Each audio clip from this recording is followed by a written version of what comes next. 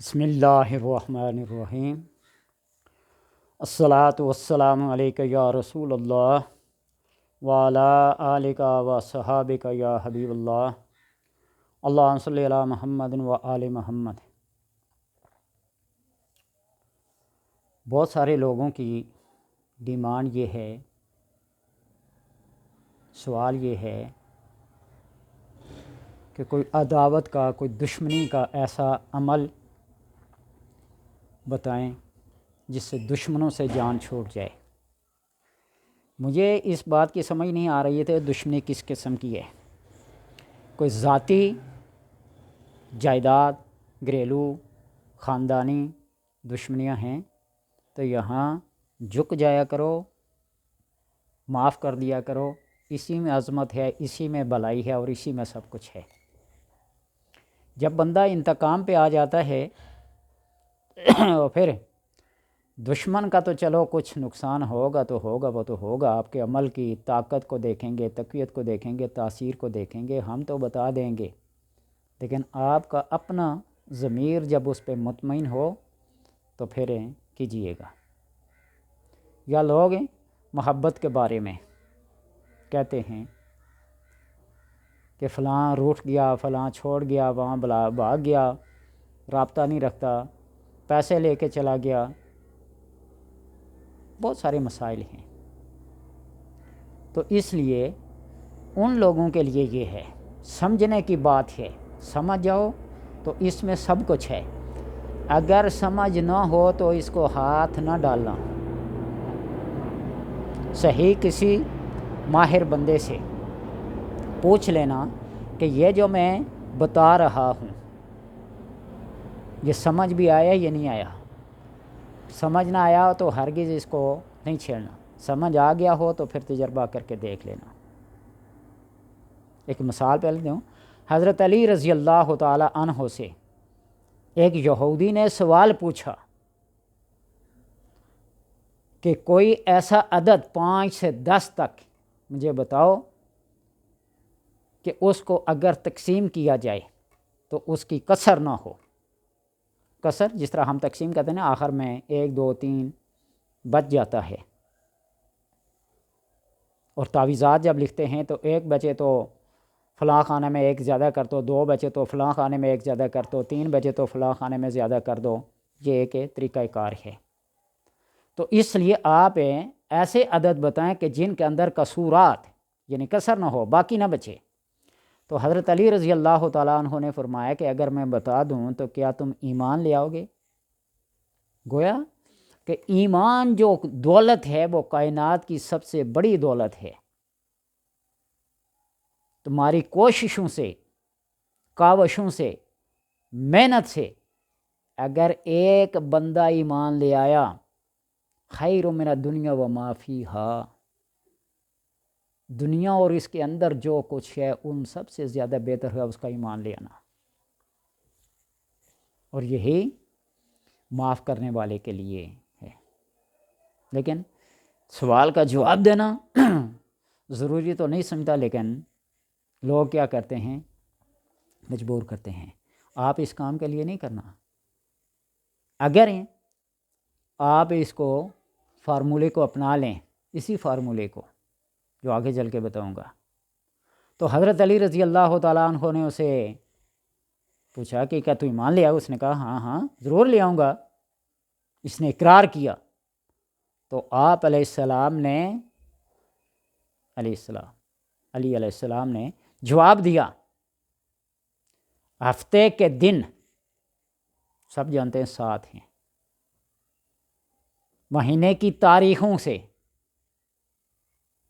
ضرب دو، مہینے کی تاریخ کتنی ہوتی ہے؟ 30، اور پھر سال کے مہینوں سے ضرب دو۔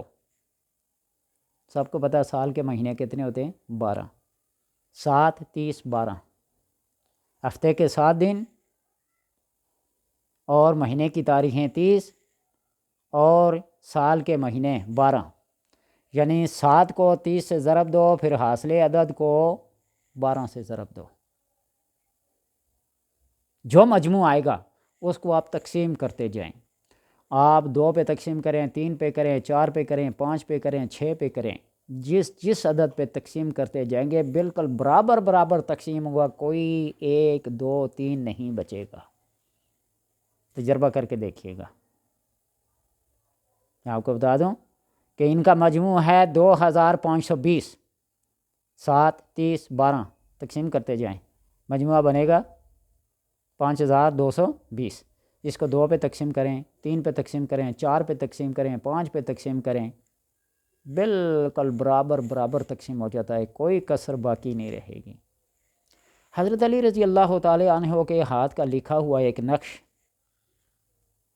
100 بائی 100 خانوں کا شاہی مسجد میں دیکھا تھا نوادرات میں، عجائبات میں، واللہ عالم یہی لکھا ہوا تھا، حضرت علی رضی اللہ تعالی عنہ کے ہاتھ کا لکھا ہوا یہ نقش ہے۔ تو یہ وہی لوگ بہتر جانتے ہیں جو ان نقوش کو جانتے ہیں۔ تو لہٰذا اب اگر کسی کے ساتھ کوئی ذاتی دشمنی ہے تو حروف کو دیکھیں، ظلمانی حروف لے لیں، نورانی حروف لے لیں۔ آپ حروف کی بحث میں پڑھیں، میری کوئی بھی ایک ویڈیو ہے جو ان حروف یا نورانی کون سے ہیں اور ظلمانی کون سے ہیں، تحتی کون سے ہیں، فوقانی کون سے ہیں، آتشی کون سے ہیں، بادی کون سے ہیں، خاکی کون سے ہیں، یہ سارے حروف کی پہلے پہچان کر لو۔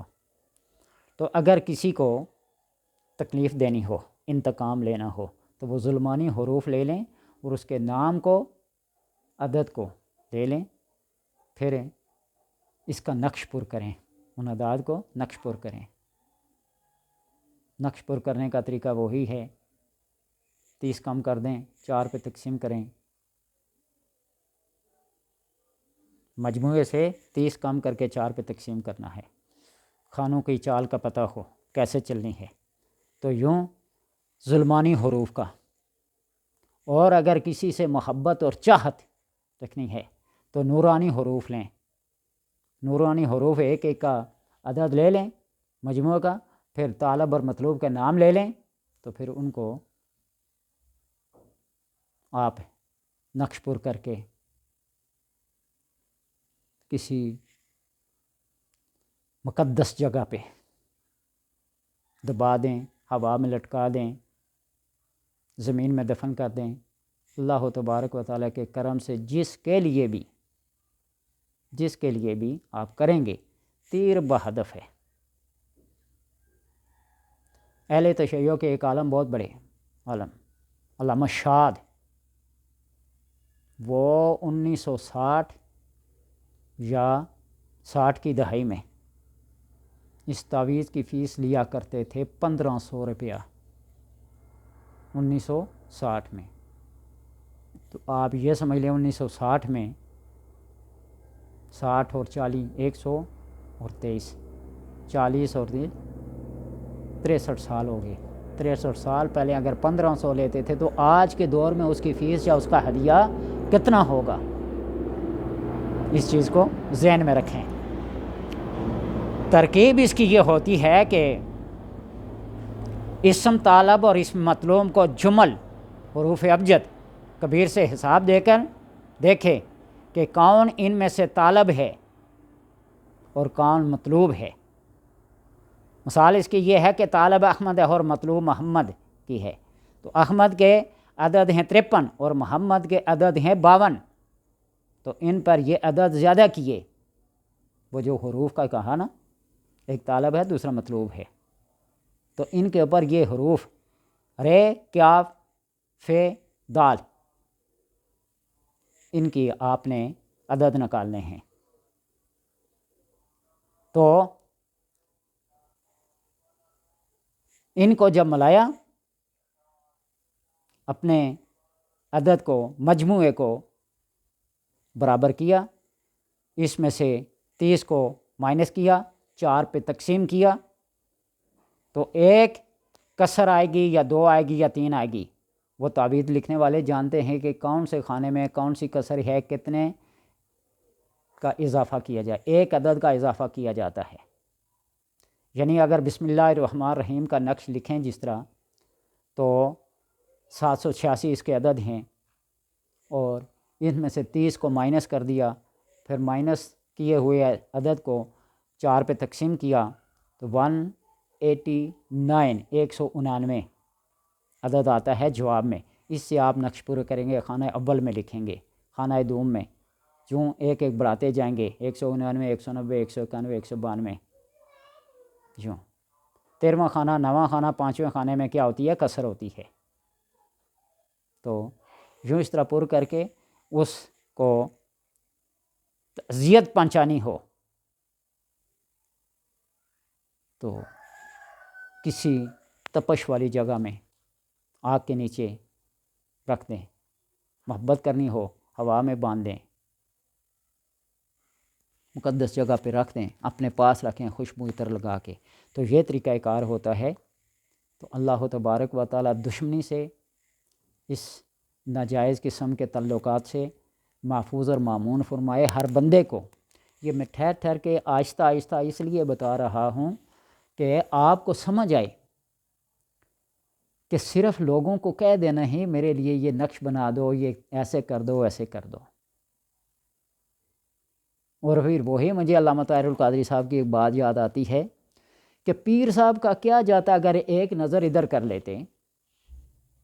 بھائی پیر صاحب کا بہت کچھ جاتا ہے، تمہارا تو نہ جائے لیکن پیر صاحب کا، علامہ صاحب کا، مولوی صاحب کا، عمل صاحب کا بہت کچھ جاتا ہے۔ مطلب ہے کہ جو آدمی ڈیمانڈ کر رہا ہے وہ فری میں کر رہا ہے، فلاں کے ساتھ ہیں، دشمنی کرنی ہے، اسے انتقام لینا ہے، تمہارا آپس کا معاملہ ہے، اس میں عمل کو کیوں ملوث کرتے ہو؟ اور میرا تو فارمولہ یہ ہے کہ برائی کے کام بھی فری نہیں کرتے اور نہ ہی کرنے چاہیے۔ صدقہ کرو، خیرات کرو، اللہ تبارک و تعالیٰ سے معافی مانگو، توبہ کرو، استغفار کرو، معافی مانگ لو، جھک جاؤ، بہتری اسی میں ہے۔ اور جب انتقامی کارروائی پہ کو اتر آتا ہے نا تو انتقام لینے والا بھی اوپر زبردست ان بطش ربک لشدید والا بیٹھا ہوا ہے۔ اللہ تبارک و تعالیٰ سمجھنے کی، سمجھانے کی اور عمل کی توفیق عطا فرمائے۔